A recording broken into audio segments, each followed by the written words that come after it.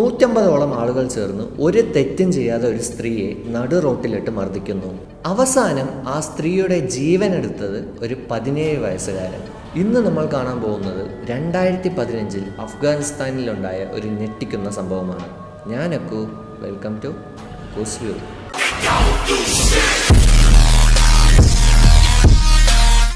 March 19, 2015 Kabul, Afghanistan. 27 വയസ്സുള്ള ഫർഖുദയുടെ family ഒരു മിഡിൽ ക്ലാസ് ഫാമിലി ആയിരുന്നു. ഡിഗ്രി കഴിഞ്ഞതും ഒരു ടീച്ചർ ആവാനായിരുന്നു ഫർഖുദയുടെ ആഗ്രഹം.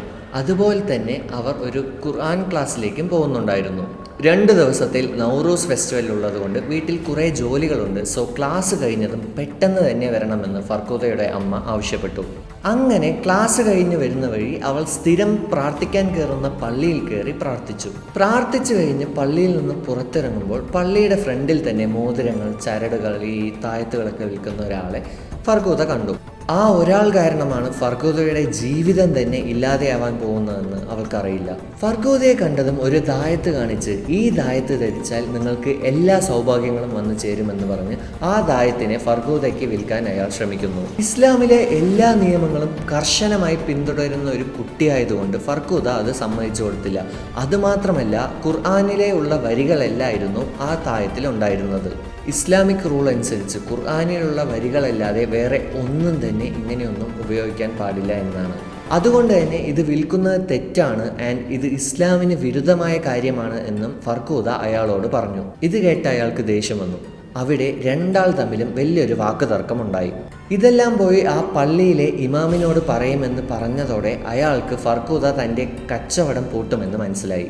അതിൽ നിന്ന് രക്ഷപ്പെടാനായിട്ട് ഒരു കത്തിപ്പോയ ഖുർആൻ്റെ പീസ് അയാൾ എടുത്തു.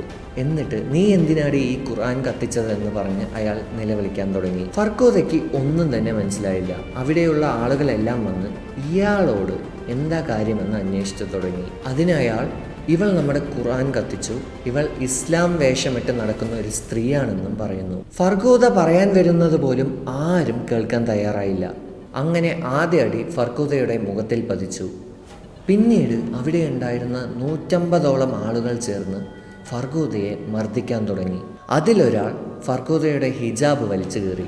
എന്നിട്ട് അവളെ താഴെ തള്ളിയിട്ട് എല്ലാവരും ചേർന്ന് അവളുടെ മുഖത്തും നെഞ്ചത്തും വയറ്റിലും എല്ലാം ചവിട്ടിത്തുടങ്ങി. അതിലൊരു 17 വയസ്സുകാരൻ വലിയൊരു പാറക്കഷ്ണമെടുത്ത് ഫർഖുദയുടെ തലയിലേക്ക് തന്നെ ഇട്ടു. അതോടെ ഫർഖുദ ഏറ്റവും വിശ്വസിച്ചിരുന്ന മതം തന്നെ ഫർഖുദയുടെ മരണത്തിന് കാരണമായി. എന്നിട്ടും അവരവളെ വിട്ടില്ല. അവളെ അവർ കത്തിക്കാൻ നോക്കിയെങ്കിലും അവളുടെ ശരീരം കത്തിയില്ല. കാരണം അവളുടെ ബ്ലഡിൻ്റെ നനവ് അവളുടെ ഡ്രസ്സിലുണ്ടായിരുന്നു. അവളുടെ ഡ്രസ്സെല്ലാം ഊരിമാറ്റി സ്വന്തം ഡ്രസ്സെടുത്ത് അവളുടെ ദേഹത്തിട്ട് കത്തിച്ചു.